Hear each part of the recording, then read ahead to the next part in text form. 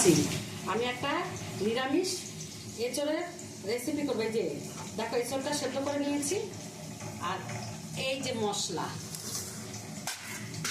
এই যে মশলা, নুন দেবো, লঙ্কার গুঁড়ো, জিরের গুঁড়ো, হলুদ, আদা, কাঁচা লঙ্কা আর ধনের গুঁড়ো।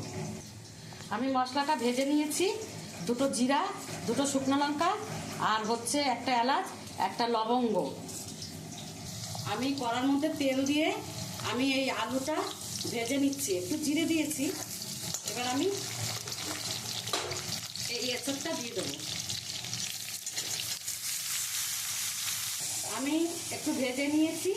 আমি নুন দিয়ে দেবো, একটু হলুদ দিয়ে দেবো, গুঁড়ো, লঙ্কার গুঁড়ো, ধনের গুঁড়ো পাতা দিয়ে দেবো,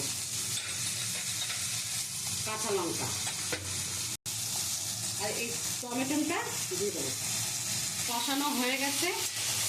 আমি একটু জল দিয়ে দেবো। আমার এঁচড়ের তরকারিটা হয়ে গেছে। আমি যে ভাজা মশলাটা তোমাদেরকে দেখিয়েছি ওটা আমি দিয়ে দিচ্ছি।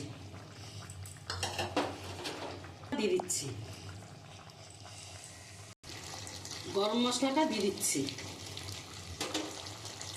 আর একটু সামান্য ঘি দিয়ে দিচ্ছি। দিয়ে আমি একটু ভালো করে নাড়াচাড়া করে নামিয়ে দেবো। বন্ধুরা দেখো, আমার নিরামিষ এঁচড়টা হয়ে গেছে।